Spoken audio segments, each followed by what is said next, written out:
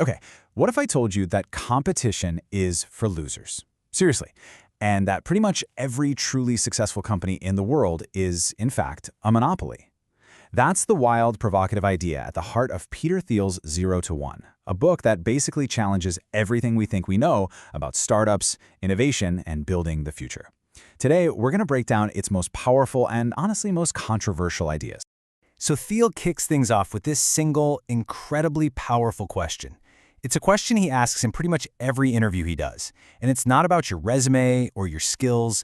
It's about how you see the world. See, he's looking for people who can spot a truth that everyone else just walks right past. Because he believes that is where all real progress, all real creation begins. Your answer to this question? Well, that's your own potential 0 to 1 insight.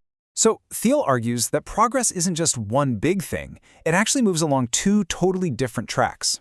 First, you've got what he calls horizontal progress, or 1 to N. This is the world we're all super familiar with, globalization. It's taking something that works and just copying it everywhere. Think of China building its own version of Silicon Valley. But the progress that really changes the world? That's vertical progress, 0 to 1. This isn't about copying something. It's about creating something brand new. It's the leap from a typewriter to a word processor. And Thiel has a single word for that, technology. And you can really see the difference here, can't you? Globalization basically expands the map, just filling in the known world with stuff we already have. But technology? Technology creates entirely new worlds that didn't exist before. One is all about distribution. The other is about pure invention. And according to Thiel, we've become way too focused on just spreading old ideas around. So what's Thiel's own answer to his contrarian question? Well, it's this. He believes we've been sold a completely false vision of the future. A future that's all about globalization, he argues, is actually a future of intense conflict. I mean, just think about it. Trying to get everyone on the planet to consume as much as, say, the developed world, using today's technology, it would be an absolute environmental catastrophe. The only peaceful and prosperous way forward, in his view, is through radical, game-changing technological innovation. Now, to understand why we're so stuck on globalization instead of new tech, you have to look back at this moment of collective trauma for the tech world, the dot-com crash. That spectacular bust didn't just wipe out fortunes. It burned a set of rules, of lessons, into the minds of a whole generation of entrepreneurs. But Thiel argues these weren't really lessons. They were more like scars that led to a culture of being timid and, frankly, unoriginal when it comes to building new companies. And this is what we got from it. A new conventional wisdom. A set of dogmas. 1. Only make tiny, incremental advances. Don't be too bold. 2. Stay lean, which, often just means having no real plan at all. 3. Obsess over what your competitors are doing. And 4. Believe that sales is somehow a dirty word, and you should just focus on your product. This became the new gospel for startups. And Thiel argues it's basically a playbook for creating companies that are meh. At best, they're just slightly better than what's already out there. So Thiel's big idea is to take every single one of those dogmas and just flip it completely on its head. He says we need bold plans, not aimless iteration. We need to understand that how you sell something is just as important as what you're selling. But his most radical idea, the one that really shakes things up, is this. He believes that competition, the very thing we're taught is the engine of capitalism, is actually a destructive force that traps companies in this endless, bloody battle for scraps. Just look at the difference between creating value and capturing that value. Back in 2012, the entire U.S. airline industry created a ton of value, hundreds of billions of dollars worth, flying millions of people around. But because they are all locked in this brutal, cutthroat competition, they captured almost none of that value for themselves. How little? Just 37 cents per passenger. 37 cents! You can't even buy a pack of gum with that. Now look at Google, a monopoly in search. They created less total value, sure, but they captured a massive piece of it. The lesson is crystal clear. It's not enough to create value. You have to be able to actually keep the value you create. And this brings us to Thiel's brilliant spin on Tolstoy. All happy companies are different, because each one found a unique secret and built a monopoly around it. All failed companies? They're all the same. They got chewed up and spit out by the meat grinder of competition. See, success isn't about being better than your rivals. It's about making yourself so unique that you have no rivals. It's about becoming incomparable. Of course, calling yourself a monopoly is a PR nightmare, right? The word itself just screams regulate me. So what do? They have a huge incentive to lie about it. The classic monopolist's lie is to describe their market in the biggest, broadest terms possible. They frame themselves as just one little guy, a tiny fish fighting for survival in this vast, competitive ocean. And Google is the absolute master of this. Publicly, they'll tell you they're just a small player in the massive, nearly $500 billion global advertising market. But their rear fortress, their true market, is US search advertising. And that's a space they don't just compete in, they own it. This little trick, defining your market as the union of a whole bunch of other markets, is exactly how monopolies hide in plain sight. Now, I know what you might be thinking. Wait, aren't monopolies evil? We're taught they're these stagnant bullies who jack up prices and crush innovation. But Thiel draws a really sharp line in the sand. He separates the old-school monopolies that just corner an existing market from what he calls creative monopolies, which create entirely new markets.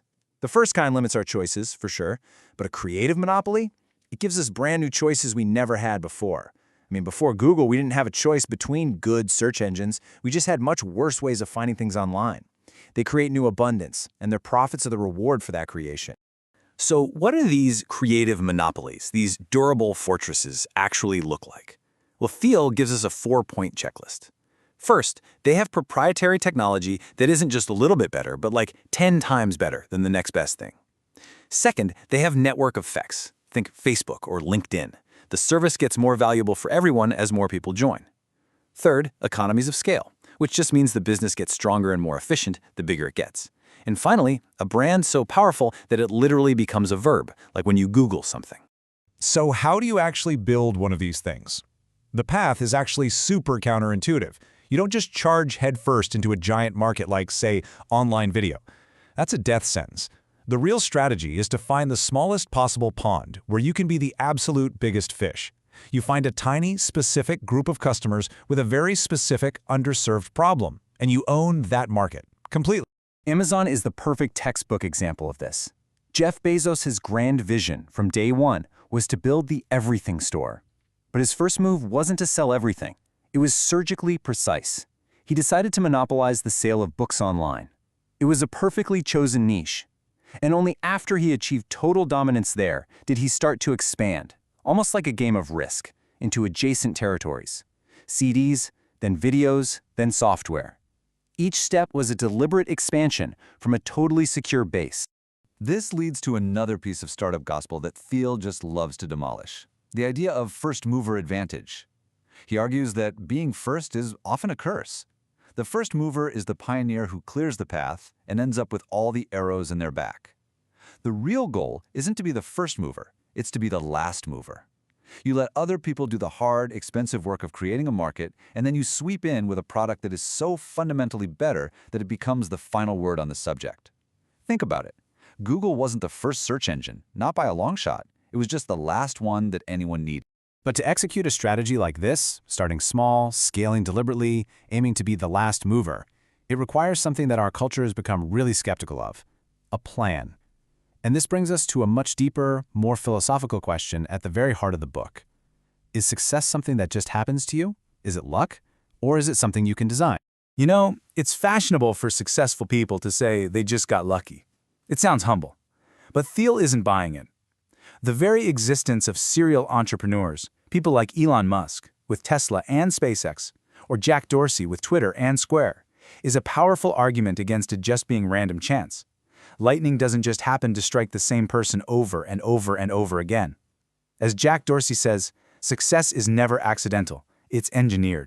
And this right here is the ultimate call to action in 0 to 1. Thiel argues that we're living in an age of what he calls indefinite optimism, this sort of passive belief that, the future will be better, but we have no idea how. He insists that is a dangerous way to think. Progress isn't inevitable. The future has to be built, intentionally. It requires a definite plan. You are not a lottery ticket, just sitting around waiting for your number to be called. You are an architect. So we come all the way back to that first question, but now it has a whole new weight to it, doesn't it? The challenge of 0 to 1 isn't just to think up some clever contrarian truth. It's to have the courage and the conviction to build a plan, a company, and a piece of the future based on that secret you've discovered. Because the future doesn't just happen, it gets built. The only question left is, what singular part of it are you going to build?